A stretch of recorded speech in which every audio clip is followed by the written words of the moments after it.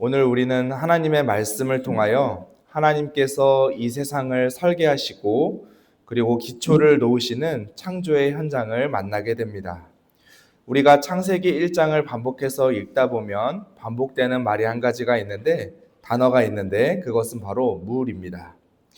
오늘 본문은 혼돈스러웠던 그 물이 하나님의 말씀에 따라 질서를 찾고 생명이 살 수 있는 터전으로 바뀌어가는 모습을 우리는 확인할 수 있습니다.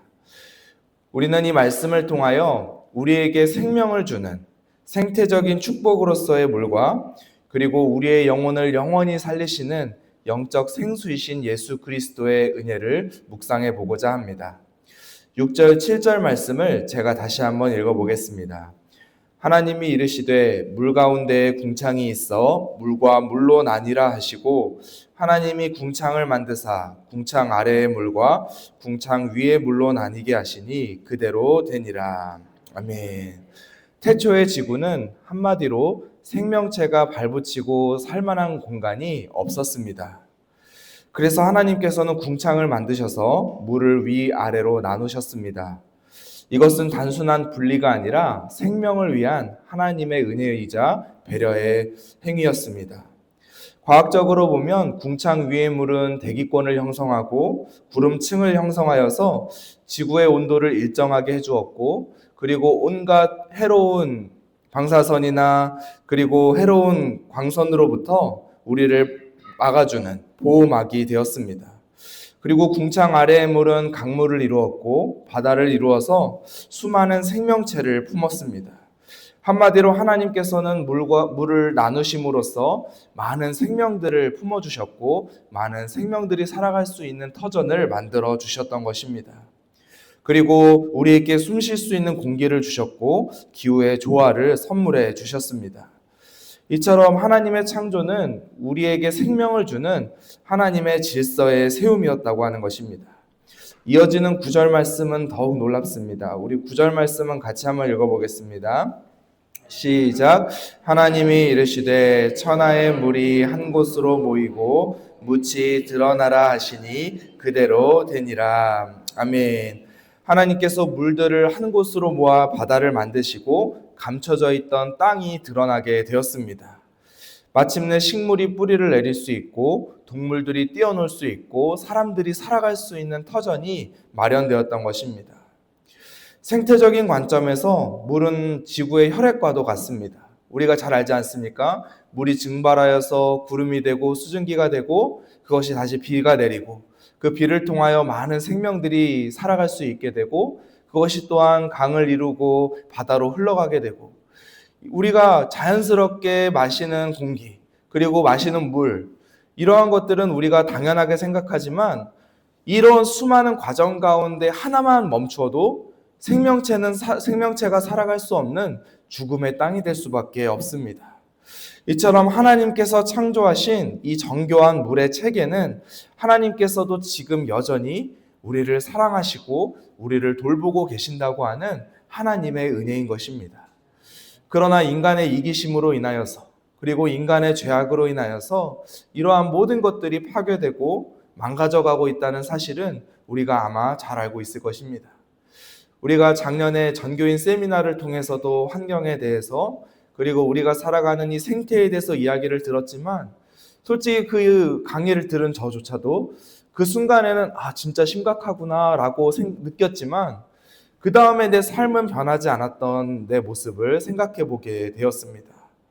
우리는 기후위기 그리고 물 부족 그리고 물 오염의 시대에 살고 있습니다.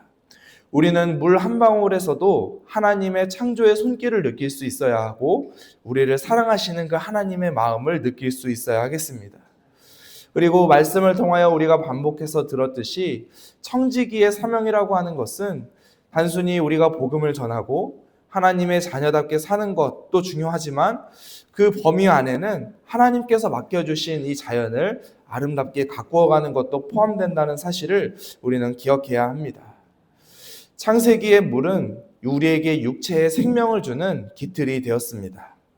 그렇다면 성경 전체를 관통하는 물의 이미지는 무엇입니까? 누구에게로 향하죠? 바로 예수 그리스도에게로 향합니다. 우리가 어제 담임 목사님 말씀을 통하여서도 우리가 살펴보았듯이 영적 생수이신 예수님에게로 이 모든 물의 이미지가 귀결되는 것을 볼 수 있습니다. 우리가 몸에 물이 부족하면 갈증을 느끼죠. 마찬가지로 우리 영혼도 끊임없이 갈증을 느낍니다. 돈을 벌어도 성공을 해도 그리고 내가 많은 것들을 가져도 끊임없이 불안하고 염려되고 더 가지고 싶고 한 것이 바로 우리의 인생이라고 하는 것입니다. 아무리 많은 사람들의 인기를 얻어도 채워지지 않는 내면의 깊은 공허함이 있습니다. 이것이 바로 영적인 목마름입니다. 그런데 요한복음 4장에서 예수님께서 사마리아 여인에게 하신 말씀을 기억해 보시기 바랍니다. 이 물을 마시는 자마다 다시 목마르려니와 내가 주는 물을 마시는 자는 영원히 목마르지 아니하리니 내가 주는 물은 그 속에서 영생하도록 솟아나는 샘물이 되리라. 아멘. 창세기의 물은 우리에게 생명을 주지만 그것은 영원하지 않습니다. 먹고 시간이 지나면 다시 목마릅니다. 하지만 그 말씀으로 창조의 물을 나눠주셨던 예수님께서 직접 우리에게 오셔서 영적인 생수가 되어주셨습니다. 그렇기 때문에 내 안에 예수 그리스도께서 함께 하신다면 그리고 우리와 함께 하심을 느끼며 그분의 은혜 가운데 머무는 삶은 어떤 상황 속에서도 어떤 형편 가운데에서도 우리가 주님이 주시는 기쁨과 평안을 맛볼 수 있는 그러한 하나님의 은혜의 삶으로 우리가 살아갈 수 있게 된다고 하는 것입니다. 이뿐만이 아닙니다. 오늘 우리가 읽은 본문 9절 말씀에서 물이 물러나고 묻이 드러난 이 사건은 우리의 구원을 상징하는 결정적인 장면이기도 합니다. 왜냐하면 성경에서 바다는 때로는 혼돈, 심판, 죽음을 상징하기 때문입니다. 우리는 어떤 존재였죠? 죄에 빠져서 허우적거리는 존재였습니다. 그러나 예수님께서 그 죽음의 바다로 걸어오셨습니다.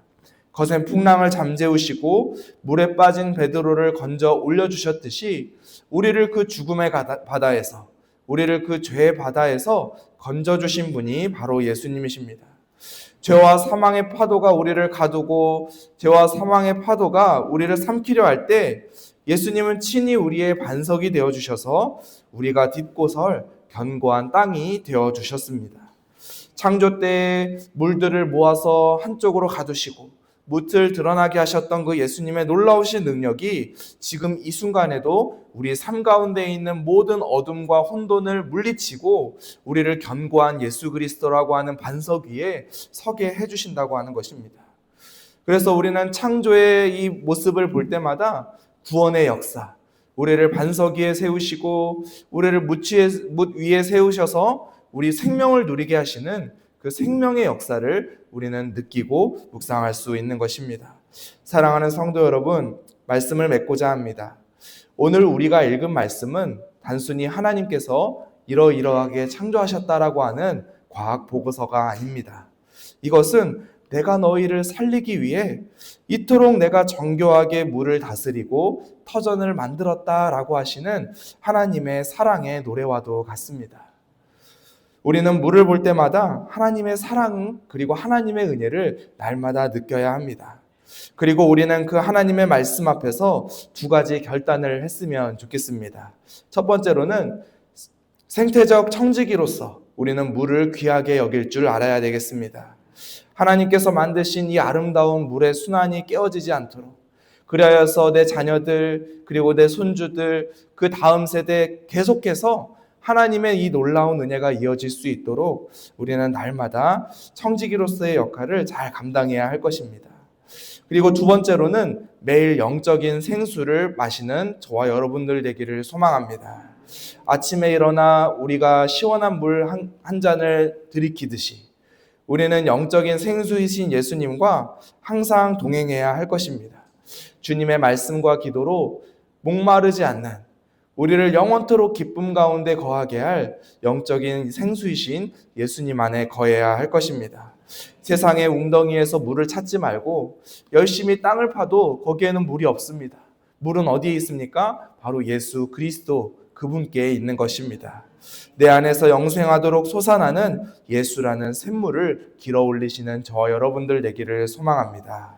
이번 한 주간 흐르는 물을 볼 때마다 나를 위해 물과 피를 쏟으신 예수님의 사랑을 기억하며 물된 동산같이 늘 푸르고 생명력 넘치는 성도님들의 삶이 될 수 있기를 주님의 이름으로 축복합니다. 기도하겠습니다.